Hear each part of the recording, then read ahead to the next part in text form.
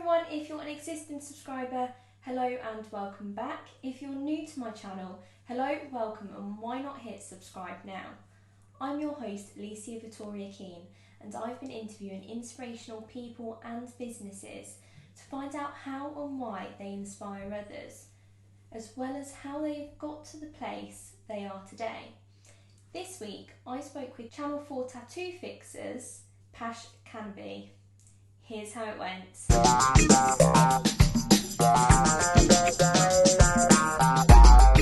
Hello and welcome to the channel. To begin with, if you could just introduce who are you and what do you do? Hi everyone, hi Alicia, I'm Pash and I'm a tattoo artist and one of the cast for Tattoo Fixers Extreme, and glad to be here. How did you end up on Tattoo Fixers? So there was a guy that's working with us in our shop in Plymouth, and his name was Largo, if I remember, and he's from Spain, and he was the only one to be invited to a tattoo convention that takes place in London.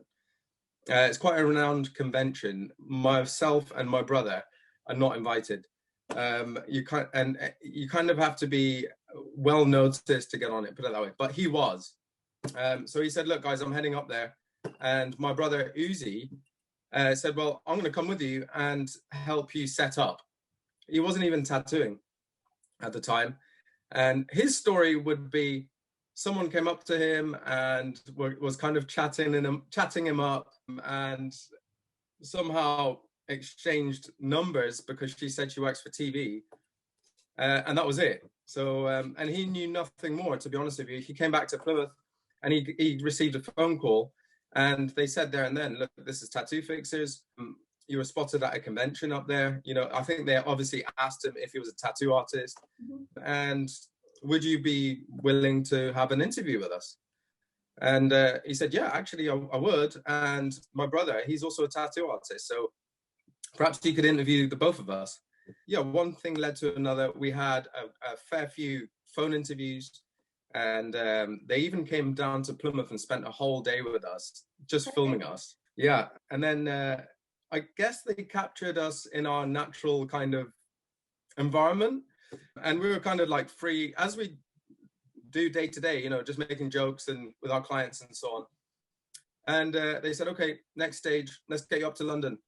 So we sat down with a whole team of people, and my heart was like that.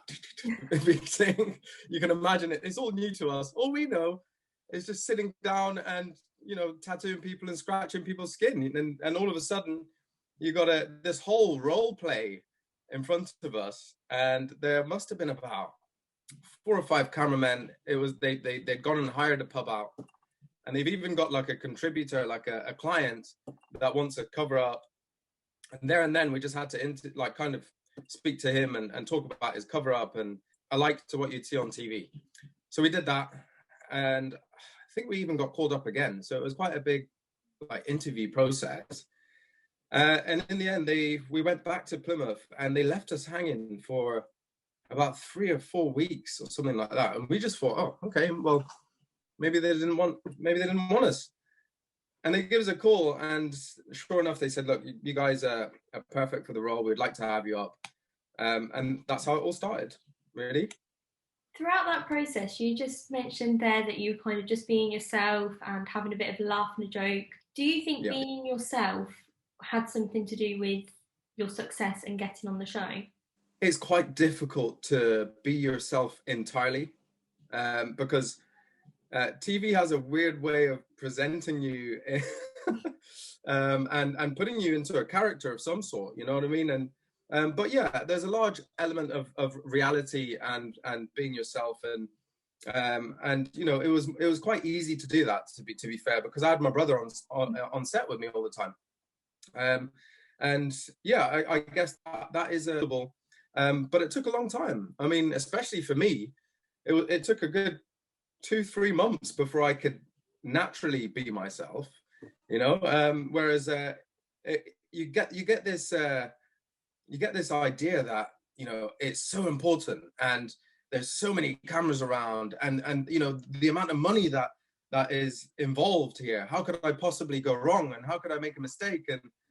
But in actual fact, once you get rid of all of that, then your true personality starts to come out, and that's when things look really comfortable on set, and that's when the funny stuff happens, and it's a lot easier to kind of just talk and get the message across, you know. But yeah, when you've got all that playing around in your head, especially being new to the whole setup and being on TV and that, it's tough. But yeah, after a good 3 months of hard training and a lot of I'm gonna say guidance, we managed to get there.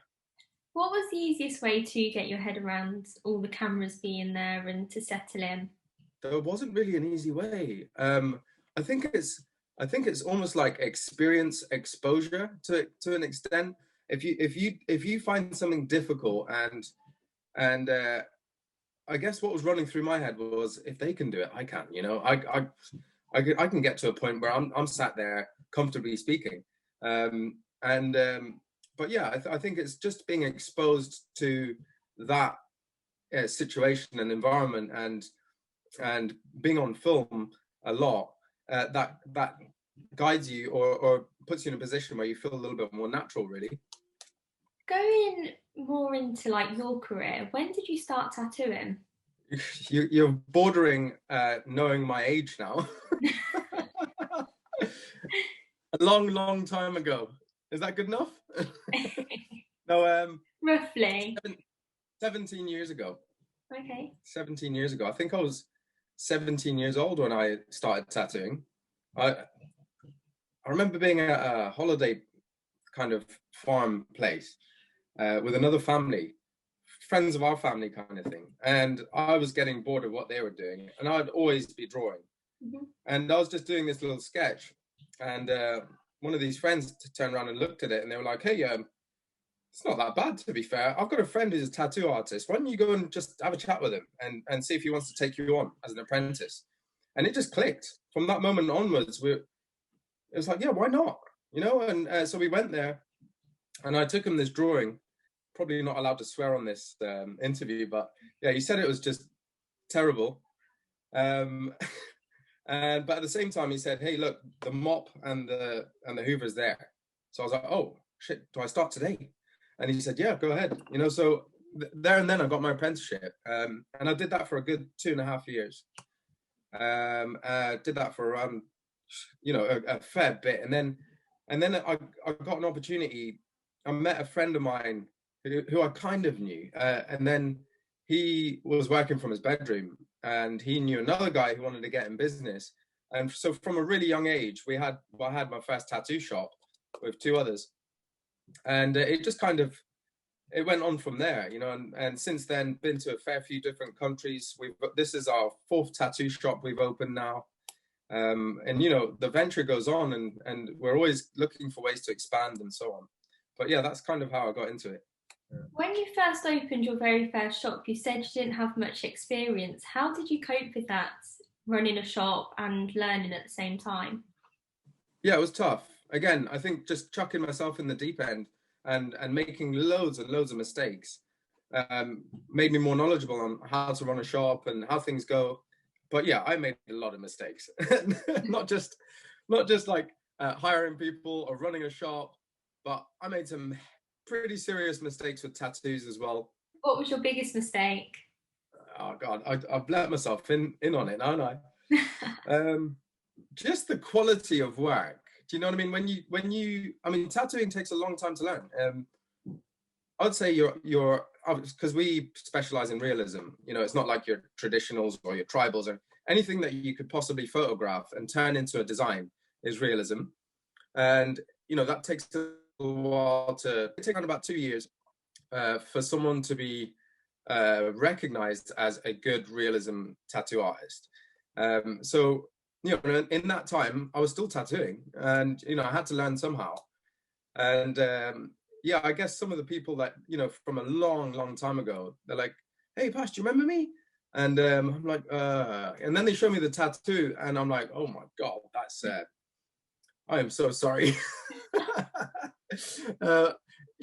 come, I'll cover it up for you. In fact, we could probably get that on Tattoo Fixers.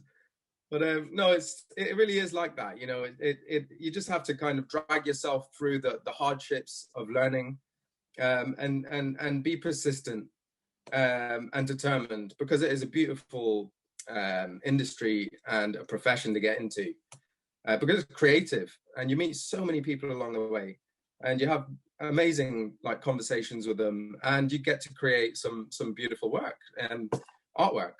So, and that's kind of what's kept me going. I feel like if you've got an incentive, or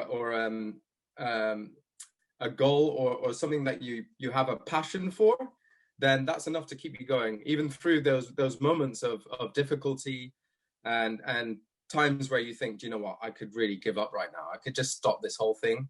But if you can kind of focus on the passionate side of things, then yeah, that's what's got me through it, to be honest with you. Funny enough, I do talk about that on my channel quite a bit, in terms of if you do something you enjoy, then you're more likely to succeed in it. Agreed. Would you say that it helps as well having a business partner, as opposed to just going into business on your own? Yeah, I mean, at first, the two business partners that I were with, they were not as close as my brother. I mean, at the minute, my brother's my business partner. We both own the shop together. So I guess you got different types of business partner. They can either be for you or not for you, I guess. And no, my brother and I, we have a relationship that kind of is, we tolerate each other. That's the best way to put it. And, you know, even we don't argue much, to be fair, and we don't really disagree on much. If we do, it's very, very quick, quite explosive, and that's it. It's over. But you know, there's been moments even in the shop where we haven't quite got over an argument. Do you know what I mean? But when we walk through that door, it really is a case of, right, that's it. I put my face on, and you know, you would not think that anything happened. But you know, the advantage of working so closely with someone else is that there's a second pair of eyes on the shop, you know. And when you've got, I think at the minute, yeah, sometimes we have up to about 6 members of staff, and you know, I'm not saying you have to keep eyes on them all the time, because they're damn good, to be fair. But you know, in terms of tasks and duties and moving the shop forward and planning stuff, you know, if I did that by myself, then it'll be half as good. So yeah, I appreciate the fact that I've got someone working with me. It makes things so much more convenient, and everything just runs that whole lot more smoother. The only is that we have to kind of separate the profits. So that's that. But it's worth it. It's worth every penny. A lot of people probably don't realise how much work does go into just running a shop. A lot of people go and get a tattoo and they just think that's it, there's nothing else to it. You mentioned there about with business partners you don't always click. Have you ever had that situation? Yeah, you're right. There's a lot that goes into it, you know, in terms of designing, and people think that that's the moment where you're tattooing and that's it. But actually, there's a lot that goes around that. There's all the research and collecting images. Even collecting images alone takes 2 hours or so, you know, sometimes. Whoa. But yeah, and then obviously sitting there for realism takes around about 8. Our average tattoo is 7-8 hours. So to be sat there with someone for that long, I mean, fair enough, they're going through some pain as well, but there's a certain element of focus that, you know, that you have to have. And it doesn't help if you're working alongside someone that makes your life difficult. But to be fair, it doesn't really happen. I don't think I have ever had someone that I've worked alongside. I mean, I guess it's because I look at what they're doing and up to what, or why did he just say that? Or, you know, he's trying to make everyone's life difficult, or, you know, those thoughts do go through your head, but then it's up to you to kind of, is that going to affect you, or is it not, you know? And I think that's why I've never really clashed with anyone like that. But I've seen individuals turn an entire shop upside down, definitely.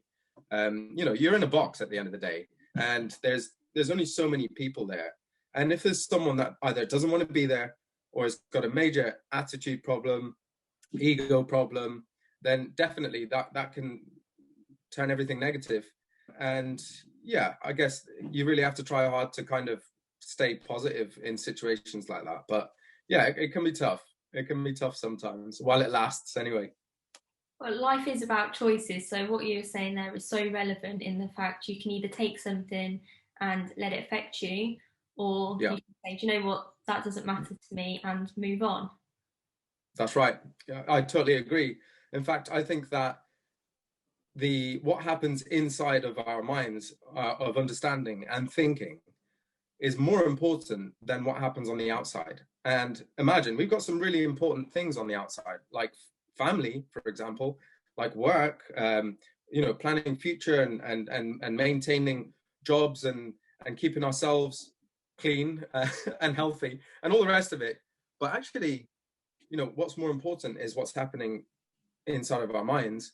Because imagine if I were to spend the next 3 months in a really chaotic, negative state of mind, that's going to overwhelm everything else on the outside. So I find it really important within myself to kind of just keep that balance and keep that positive. And I'm not saying it's, that's what happens every day, because it doesn't. It's completely unnatural for someone to have a positive day every single day. But as long as you kind of learn to recognize, hold on a second, I'm hitting a dip here, or there's something that's happened, either an event or a tragedy or something real negative, and to recognize that as negativity rather than attaching yourself to it and letting it take you with the tide.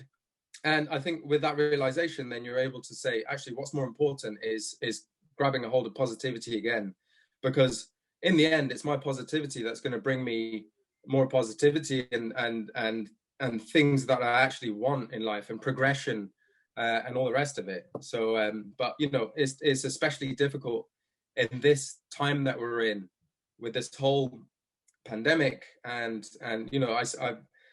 even in the times that we were open tattooing recently, and we're closed down yet again. But even in the times that we're open, the amount of clients that came in that are suffering from mental health and so on, it's staggering. And I feel for them, I really do. And it is a constant reminder to myself that actually, what, if I don't keep if I don't keep it up, then soon enough my whole world's going to fall apart, not only on the inside. So it's an important subject to me, for sure. Yeah, no, I think it's a hugely important subject which definitely needs to be spoken about more as well. In terms of clients that come in, if they are going through that and they're talking to you about like what they're going through, how do you mentally cope with that? Obviously, a lot of people, that could actually affect them and drag them down. So how do you cope with that and stay so positive? Yeah. Do you know what? That's quite a question. Because I think that's what a lot of us suffer from. We go through an incident or a situation, or we meet someone that comes in our path, and they just have this energy of chaos or destructiveness. And if we don't have our guard up, or we're not vigilant and conscious of what's going on around us, then we could easily get caught up in that. And I think we're kind of subconsciously susceptible to habits and attitudes and people's characters in a way. And if it's a case that's presented to us, then we need to acknowledge straight away that, hold on a second, this is not coming from the right place. And I know it sounds so simple, but actually, when we put it into action in our day-to-day, these things happen so quick, don't they? And people come in our lives and out of our lives, and events change, and so it's something I personally value as some sort of stability in my thinking. And so therefore I owe it to myself to be wide awake when I feel those energies from people around me. I mean, thank God it doesn't happen too often, but I think it's just a case of being wide awake to it. And we do have a lot of people that suffer from, because we tattoo a lot of memorial tattoos. Okay. And so they suffer from loss, and a lot of them, as I say, are going through a hard time. And I feel like if you yourself are feeling strong enough and you feeling okay within yourself, then it's our duty in a way to help. And and to remind them when we're speaking to them that actually, do you know what? This is an issue probably that you're dealing with, but there is a positive side of everything. You know, there's this one crazy guy I was sat down with, and he told me, "Do you know what? Even if your son passes away, or a massive tragedy happens in your family, you've just got to say thanks." And I didn't sit right with that for a long time. I was just pondering it and thinking over and over, like, how can you say thanks to something so serious like that?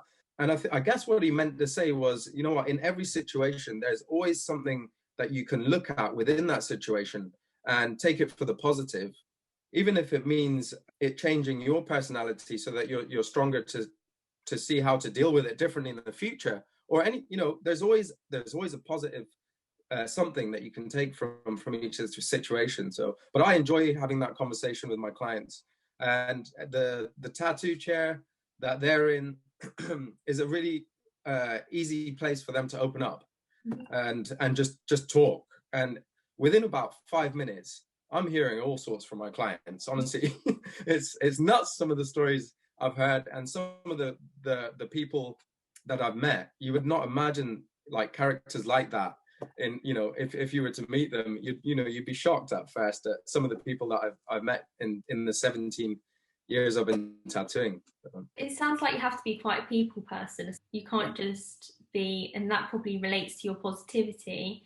You can't just go into work a bit grumpy. You do have to be constantly a people person. Definitely, and even more when you're on TV. You know, you I don't think there's any day that falls short of 12 hours in that place. It's hectic, long hours, and I always say one of the most amazing parts of that program is meeting the people. You know, because you can imagine they're having the most craziest ideas. I mean, sorry, they've had the most craziest tattoos already. So the type of mind that they must have to put those tattoos on them in the first place. We meet some really funny nuts people on that show, you know. So yeah, and you know, if you wasn't a people's person or you didn't enjoy what you're doing, it would be very difficult to kind of get through the day. And I think for a lot of tattoo artists, it's either a case of cutting the day short because you want to go home, which means that you're not really passionate about your work, or you don't really want to be sat there with someone, you know. And if you want to produce the good work, then you're gonna have to spend the hours that are needed to get it done. So there is an element of kind of like not being in a comfort zone. And then definitely there's that element of, I don't want to sit there the whole day, not say one word to my client, you know. In fact, I want to do the total opposite. I want to sit there and talk and hear his story, where he comes from, what experiences he's had, how he's managed to get over them. And yeah, you know, I love my clients. We have amazing moments in the shop. And you know, I if I were to become a multi-millionaire, actually billionaire would be better, but and then I'd never stop tattooing. I wouldn't. And I know a lot of people say that, but yeah, no, I'd probably just I'd be down to maybe one tattoo a week instead. Again, it comes back to being passionate about something, what you're doing. Now, in terms of the cover-ups that you do, obviously on the telly when we're watching tattoo fixers, it literally looks probably about 2 minutes that you come up with a design and then the individual chooses it. Is that the case? Do you have to be quite quick thinking, or do you have a longer amount of time than that? So this question gets asked all the time, and the truth of it is, yes, you do have to be quick thinking. You absolutely do have to be quick thinking. It's a case of the client coming in, and at that moment you literally have no idea what you're about to design. You know, and then they sit down, they tell their story, and they say what they want. So, you know, to some extent, you have to be artistically inclined. You have to kind of know how to draw and to come up with things off the mark.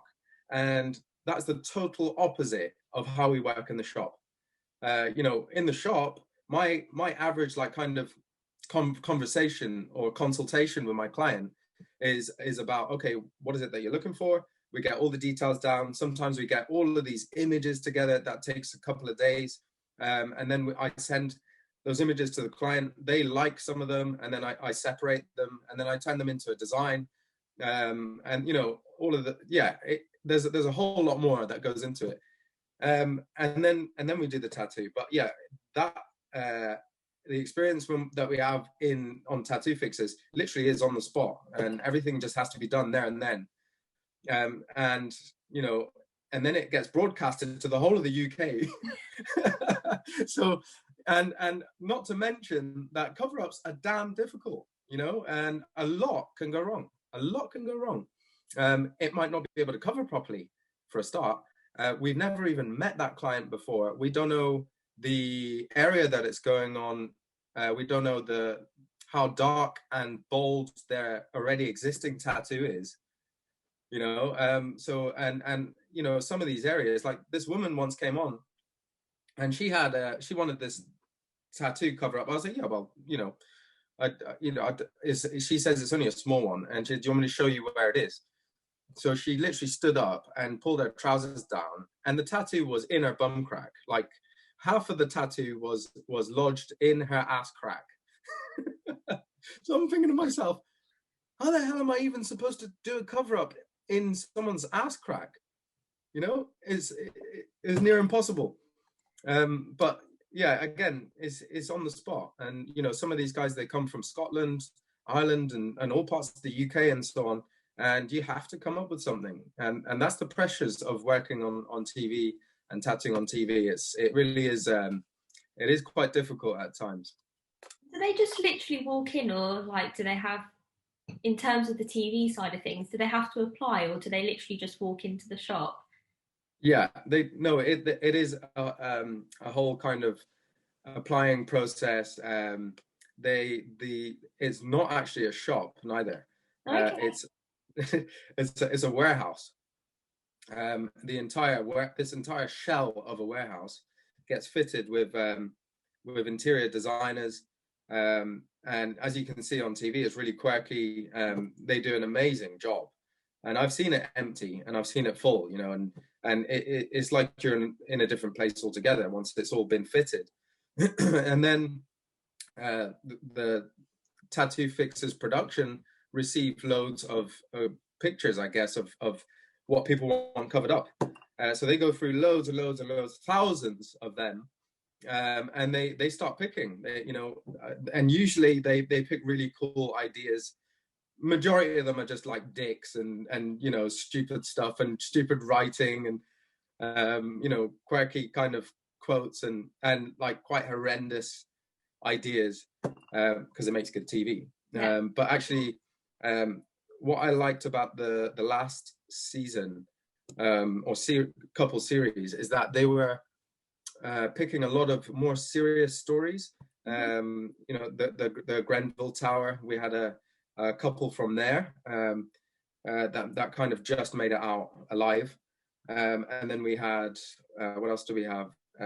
Terrorists on the London Bridge. So we had a police officer that intervened that whole thing. So yeah, that was another hard hitting story. And just lots of, more kind of heartfelt stories like that.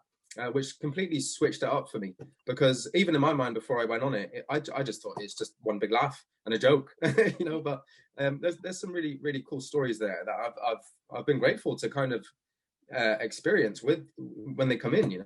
It sounds amazing meeting a variety of people. In terms of working with your brother, how did all that come about? How come you ended up working together and both going down the tattoo route? There was one stage that we got separated. I went to Swaziland, which is where I was born.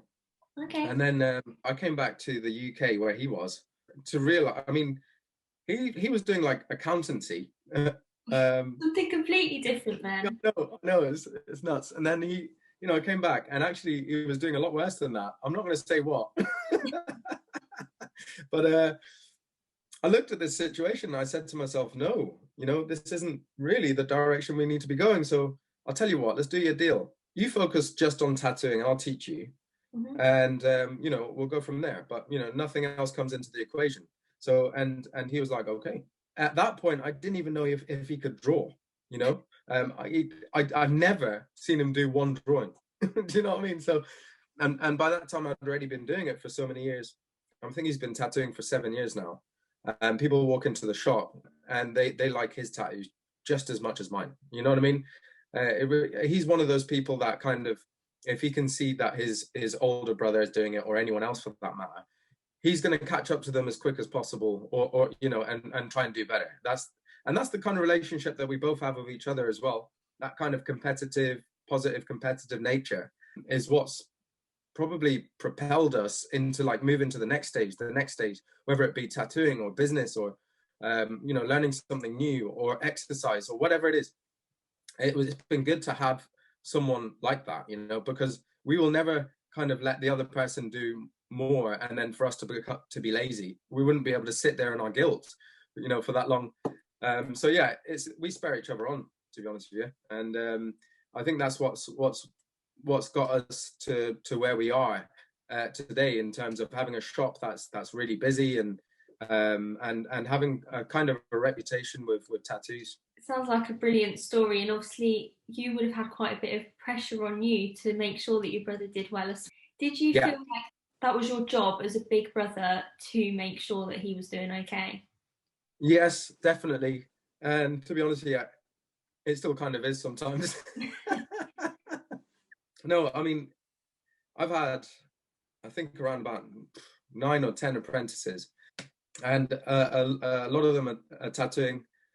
Some of them not. You know, it just turns out to be, you know, not for them, I guess. But I'd have to say, by far, the worst apprentice that I've ever had is my brother. Really?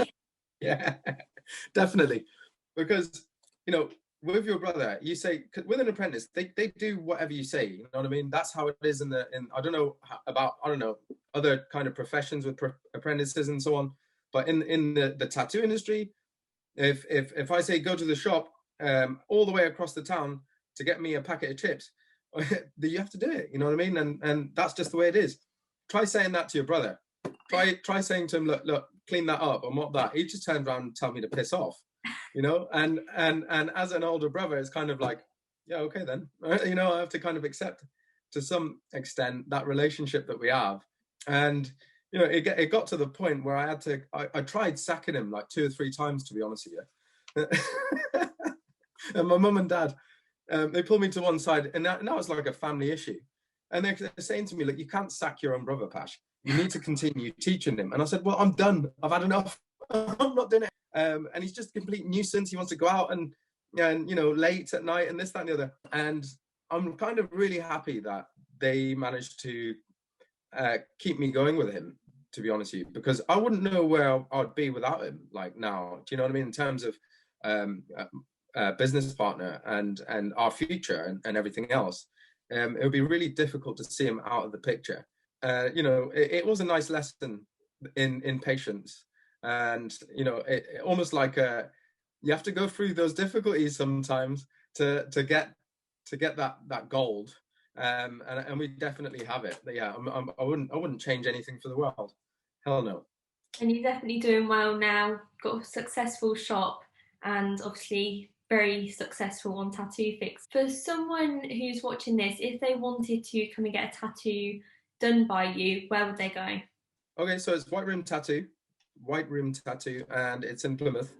And we take bookings via Instagram. We take bookings via Facebook and email, of course. And yeah, it'll just be a case of getting in contact with us. A lot of people get in contact with us personally.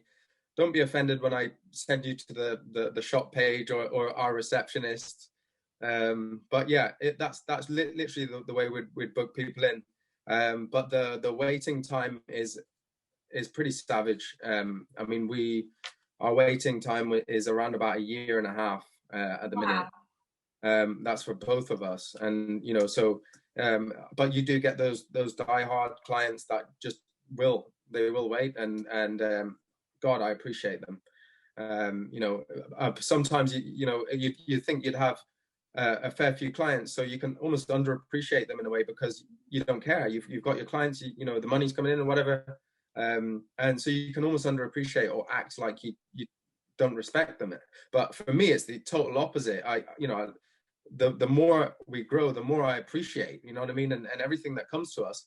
I appreciate all the clients for booking in, and I treat each tattoo as if it's, you know, probably the last one that I'm going to do. It needs to be perfect every time. So yeah, that would be how to book in. Just get in touch, really. And without those people, you wouldn't be where you are today. So exactly where you're coming from. Absolutely. You know, I've seen a lot of people in this industry get to a stage where they're successful. Their work is amazing, and then they lose touch with themselves. They were not like that when they started. You know what I mean? And you know, because of their success, they almost turn into someone different, as if everyone else owes them a favor in a way. And you know, that I feel like, but yeah, they're never going to die. People still come to them because their work is good, and it's annoying in a way, you know.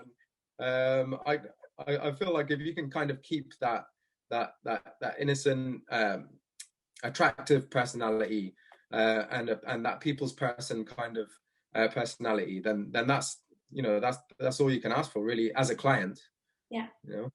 No, definitely. Yeah. Well, thank you very much for sharing your story. Finally, I do have 10 very quick questions. Okay, first question, worst tattoo you've ever seen? Oh, probably this guy that came in, and he had on his ass cheek an arrow pointing to his ass hole, and the writing on the ass cheek said, "My daddy touched me here." No. That is pretty bad. Yeah. Next question, favourite make of car? Oh, ouch. That's all of them, all of the supercars. It's going to have to be a Super Veloso Aventador Lamborghini, definitely. Good choice. Favourite tattoo that you've personally ever done? Oh, it's probably, I wouldn't say it's a favourite tattoo. I haven't really looked at my work lately and said, right, that's the one. But probably the last couple. I don't know. There's just been a shift of you know, I want to go a little bit bigger and more bold, and have it stand out. And some of the last couple of tattoos that I've done have been 10-hour sittings. So yeah, I'd say the last 2 or 3 tattoos that I've done. Yeah, we've got a huge lion tattoo, and this guy was like a giant. His arm was the size of my leg. So that one there took 2 sittings to finish, around about 12-15 hours. And yeah, I just think the detail in it is just super kind of detailed. And then the last, I did this Medusa, you know, the standard Medusa of like snakes on the woman's head and so on. But I wanted to have a twist to kind of like it be a Medusa, but not the intentional woman with snakes on her head. So it was kind of like one snake coming through the bottom, woman's face, snake eyes in her face, and then at the top was like a snake skeleton coming on top of her head. So just kind of changing it up a little bit. And I think that almost like out the box designing, not your intentional Medusa tattoo. That's why I like it, because it's slightly different like that. And there's anything to do with ladies and universe. Yep, I like it. So and I've done another piece like that, so I'm really happy with that one as well. Sounds very creative. Next question, Yeah. Favourite type of cheese? What? It'd have to be blue cheese. Okay. No, I'm joking. I was going to say that's a popular one. Okay then. Favorite type of cheese is going to have to be either brie or oh my god, blonde moment. What do they put on top of pizzas? Mozzarella. Mozzarella, that's the one. Oh, brain fart. Yeah. What makes a good tattoo artist? Someone who's dedicated, that will literally spend as long as possible until it looks right. That kind of attitude. And someone that keeps up with the times as well, because the tattooing is changing so quickly in terms of like the machines that you're using and the way we're tattooing. and if you don't keep up with the latest ways of doing things and learning off each other, then you're not going to be as good a tattoo artist. So it's constantly updating yourself, and also just being a gentleman and just being a good person when you're speaking to the clients, and being respectful towards them, and not taking your job for granted. I'd say that's probably what makes a good tattoo artist. And I think that can relate to a lot of professions as well, not necessarily just tattoo artists. So fantastic bit of advice. Next question, would you rather have arms for legs or legs for arms? Would I rather have arms for legs or legs for arms? Arms for legs, I think. Yeah, because then I can say I've got really, really big arms. Legs, arms, arm, legs. But don't look down. Next question, sticky toffee pudding or vanilla cheesecake? It's going to have to be a vanilla cheesecake, and with a bit of sticky toffee pudding on top. That's cheating. But majority is vanilla cheesecake, so that would be the first choice kind of thing. Okay. But I can't, I don't know, they're both amazing. If I had to pick, it would be probably, yeah, cheesecake. Most memorable moment? Probably the birth of my son. Yeah, I'd say that. I'd definitely say that. It's yeah, it is. There's no holiday or life event that even comes close to it, to be honest with you. And I got to see it firsthand, and it was kind of like one eye over here, but like kind of looking like this. It was just like, you can imagine. I'm not going to get into it, but you can imagine. And yeah, he went through this. During birth, his heart started slowing down and everything, and it was almost like a difficult situation straight away that was put on me. And I don't know, I just had something within me that said, you know what, God, I know you're with me, and get my son through this. And sure enough, he did. He came out, and he stopped.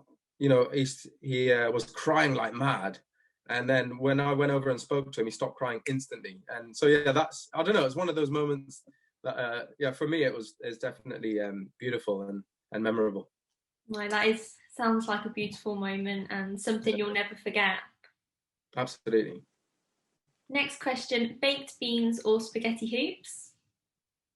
Oh, it's got to be baked beans. Them spaghetti hoops, they fall apart as soon as you put them in your mouth. In fact, you don't even get a chance to put them in your mouth because they fall on the fork. So I'm not with them.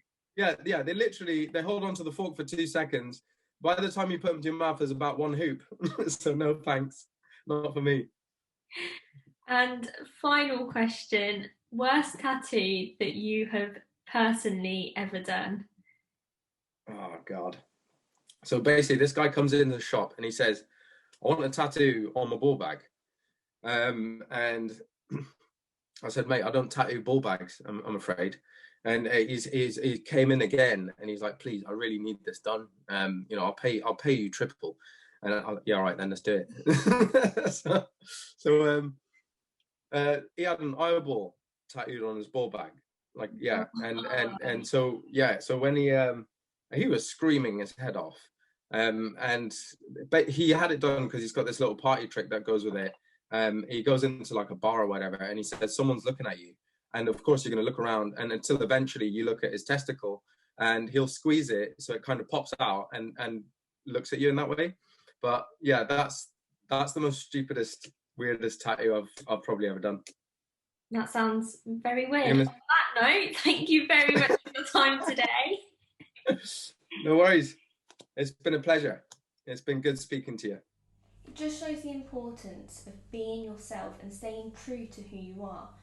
Not trying to be someone else for the cameras, and once you have got to the place you want to be, ensuring that you stay true again to yourself and to the people who have helped you get there. Now you can follow Pash at the links here. If you have someone that inspires you, comment below. I'm always so interested to find out who others find inspirational. Likewise, if you have an inspirational story to tell or think that your story could help others, comment below. Drop me a message on social media, or even drop me an email. On Wednesday, I'll be back here to inspire your story.